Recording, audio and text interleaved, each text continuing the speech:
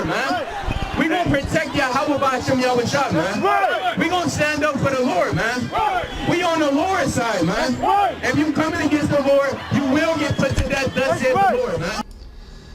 Shalom, Ka'Allah Yahweh B'Hashem Yahweh Shai, B'Hashem Ruach. Double honors my teachers, the apostles and elders of Great Millstone. Peace and mercy to the elect, who are the house of David reborn again in this generation. And shalom to the 130 Yasharallah, who today are known as the Negroes, Latinos, and Native Americans, who before losing our true heritage were known as, and still are, the true Hebrew Israelites of the Holy Bible. In today's lesson, we're going to talk about remembering Eleazar, who was crushed by an elephant, and WFI's foolhardy antics. But let's read this first. This is 2 Corinthians 6:3. Give no offense in anything, that the ministry be not blamed.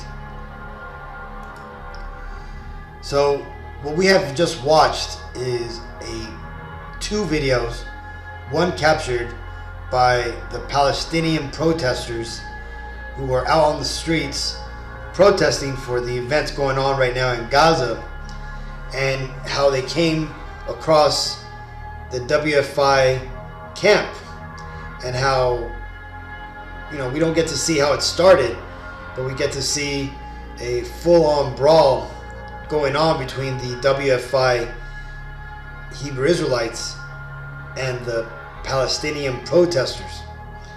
Now, this should never have happened, and WFI and any Hebrew Israelite should not be involved in any of the protests going on between the Israelis and the Palestinians. And that's because this is not our fight.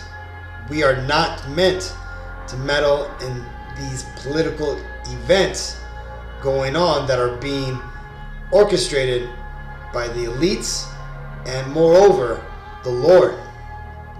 You see, one, like I just read, by being involved in these, you could get the entire movement blamed. Now you have the Palestinians, or these Arabs out there, thinking that we're with the Israelis, right? Amalek, right? Because why? Because they see the menorahs, they see the Star of David, which we shouldn't even be wearing Star of Davids. That's not even our symbol. That's Amalek's sign. That's these Israeli sign that goes all the way back when they were Khazarians. Okay, they do the exact same thing with Islam, right? They created the shield of Ishmael, and it's the same damn freaking star. So any Hebrew Israelite that's still wearing a Star of David, man, you need to let that shit go, because again, what you're doing is you're tying yourself and this movement to those Israelis, and this has nothing to do with them. Well, like I said, right, the Palestinians are out there, the Arabs out there protesting. They see, what they see as black people wearing Israeli Jewish symbols, and they think that you're pro-Israel. So of course they're going to be up in arms and upset, right? And then you have, these foolhardy young Israelite counts, because that's what WFI is. They're the new guys on the block, right? For the most part. Yeah, there's a lot of great teachers in that camp, but for the most part, the leaders of that group are young and immature and inexperienced. And if you ask me, I just don't trust the leadership.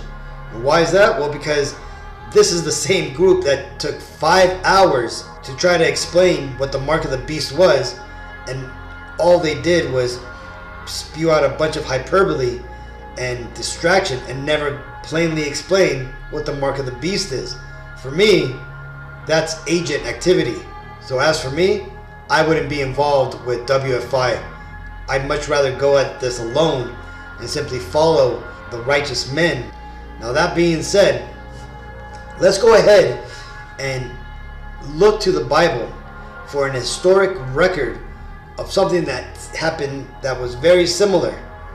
And for this, we got to go to the first Maccabees, chapter 6, when it talks about a battle that went on where a young Israelite I think the second youngest brother of Judas Maccabeus, Eleazar, was foolhardy and wanted to be brave and wanted to make a name for himself. And he eventually ended up attacking an elephant against the orders of his brother and against the orders of the leadership. And it ultimately cost him his life. But let's go and read that so we can go ahead and study this and see what similarities we can gather. This is 1 Maccabees chapter 6 verse 41. Wherefore all that heard the noise of their multitude and the marching of the company and the rattling of the harness were moved, for the army was very great and mighty. Now this here is talking about this army that came up against the Maccabean brothers. Now they eventually would go on to lose this fight because this was a large host that came up against the Maccabean brothers and the host of Israel at this time. Verse 42, then Judas and his host drew near and entered into battle, and there were slain of the king's army 600 men. Eleazar also, surnamed Savaran, perceiving that one of the beasts armed with the royal harness was higher than all the rest, and supposing that the king was upon him, put himself in jeopardy, to the end he might deliver his people and get him a perpetual name. Wherefore he ran upon him courageously through the midst of the battle, slain on the right hand and on the left, so that they were divided from him on both sides. Which done, he crept under the elephant and thrust him under and slew him, whereupon the elephant fell down upon him, and there he died. So you see, though the intentions and the motivations of Eleazar were heroic and well-meaning, it was ill-advised and bad timing. When you read the Maccabees, you find out that that courageous family, which was the de facto leadership for the nation of Israel at that time, the time when we had no kings and we were under siege by the Greek army, that the Maccabean brothers, and the family for that matter, the Hasmonean dynasty, that they unfortunately met wicked ends by the hand of our enemies. And a lot of it could have been avoided if certain things had played out differently. And we just read one example of events that could have played out differently had Eleazar heeded the commands of his brother and also stayed the course and not attack or go after self-glory. Because, like I said, though it may have been a heroic gesture, it ultimately came to naught. And just like Eleazar, who ended up being crushed and judged for his actions, the men of WFI and any other Hebrew Israelite who puts themselves in danger by throwing themselves headlong into heated political protest or break out in brawls, you're doing the same thing that Eleazar did. You're thrusting yourself underneath a giant elephant. And that's the thing about the WFI. They're the new kids on the block. And because of that, there's a large number of younger Israelites in this group. You don't see that many older Israelites, and hence you tend to get a lot more of the theatrics, the showboating, the foolhardiness. Let's get that definition real quick. Foolhardy, reckless, bold, or rash. Okay? Antics, foolish, outrageous, or amusing behavior. All that going to these events, putting on a show, talking about if you come up against the Lord's going to put you to death. So says the Lord. Yes, this is true. But to try to, scream this through a microphone in a large crowd where you're outnumbered, you're not doing it for ourselves. You're doing it for vainglory. You're doing it to get a name for yourself, just like Eleazar did when he sought glory by killing that elephant. You see, what came of what you did, right? You didn't awaken another Israelite. You didn't bring anybody closer to the truth. What you've done is you brought a bad name upon the Hebrew Israelites, right? You made us look like we're part of the pro-Israeli movement when we're definitely not for either side. Both of those groups of people over there in the land of Israel, the so-called Jews, the Israelis, and the Palestinians, are heathens. We're not for none of those people, and we don't side with any of them. We are for ourselves and for the will of the Lord and for prophecy. That's who we side with. So again, the leadership of that camp should be ashamed of themselves, and they should ultimately apologize not only to the men that they took out there and put in harm's way, but also to the body. And I'm talking first and foremost to Apostle Tahar, the other apostles, the elders of all the camps. Because again, though you may be in WFI, IUIC, GMS, Sakari, we're all one body.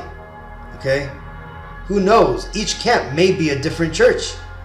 But the point being is that we're all Israelites. And we got to move with wisdom, Akim. We can't be involved in any of this political rhetoric that's being pushed. You see, the leadership should have known that that protest was going on and positioned itself down the street, if anything, if they needed to be close by to maybe catch a few wayward Israelites wanting to join in on those protests. But to put yourself right in the middle of it, that was a foolish move. A foolhardy antic, right? To do what? To get fame, glory, views, and likes. In the video itself, you even see a little thumbs up icon coming up talking about like. Because why? Because they're about getting the numbers. And why is that? Well, like I said before, man, it is very suspicious that they took 5 hours to not answer what the mark of the beast was. And now they got all this logoized apparel. Okay, you gotta be careful with logo Israelite groups. This is Ecclesiasticus 11:9. Strive not in a matter that concerneth thee not, and sit not in the judgment with sinners. So you see, we are not to be meddling in events that do not pertain to us, Akim. We don't have a dog in this fight, as all the other brothers have been saying, right? And we've always been saying, do not get involved in any protests, any political events going on. We're not to be doing that. The Lord did not send us out to go protest against political events. The Lord sent us out to spread the word of the gospel, the news to the Israelites of who we are and what the truth of the Bible is and how the time is coming close.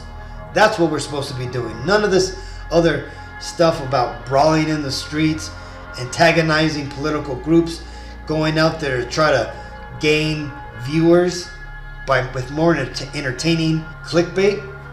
No. This is Acts 5:39. But if it be of God, ye cannot overthrow it, lest haply ye be found even to fight against God. Because you see, what's happening right now is that the Lord is stirring the world up. He's sending fanners to Babylon to fan the flames of hatred and division here. And for you to throw yourself in the middle of these political protests, you're involving yourself, or should I say you're getting in the way of the Lord's plans. And if you do that, and if you try to upset prophecy, then you may be at risk of the judgment. So this is why me, the other Akim, the apostles have always said, do not get involved in politics. Do not get involved in these protests, right? Do not get involved in all these big, massive events. We shouldn't be outside of concerts or outside like the Million Man March or LGB events. We're not to be doing that. We're out supposed to be on the highways and byways on the chief course of commerce, where there's people just going about their day. Supermarkets, plazas, pavilions, and old towns. places where people go and walk and they could hear the word and ask questions. But to go to a protest, you're doing that for yourself. You're not doing that for the Lord. This is Matthew 10:16. Behold, I send you forth as sheep in the midst of wolves. Be ye therefore wise as serpents and harmless as doves. Nothing about the events that we seen in that video resembled being harmless as doves.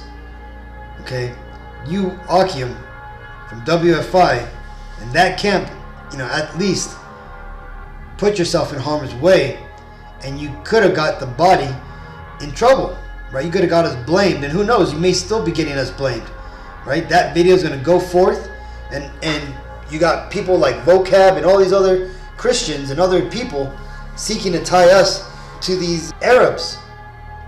So I just wanted to make this lesson, though, to show the rest of you Akim that we got to be smart about this. We got to basically just continue to keep our eye on the ball and just don't focus on any of these political events. Don't try to make a name for yourself. Just do the work. Stay out of trouble. We got to be, as the apostles say, incog Hebrew, right? We got to be incognito and basically just be out there trying to reach out to our people. We don't have to be showboating and going out there, on soapboxes with amplifiers and doing all these antics to get likes and views. The Lord is going to bring those who need to hear this word across your path to hear this.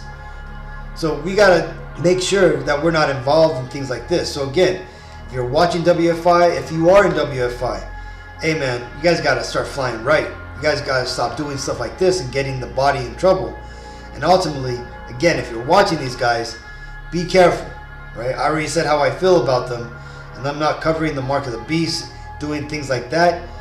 It seems a little bit agent provocateur if you ask me. But either way, hopefully you enjoyed this lesson. Until the next time, I want to give all honor and glory and praises to Yahweh Bashem Yahshai, Bashem Rakah Kodash, Shalom.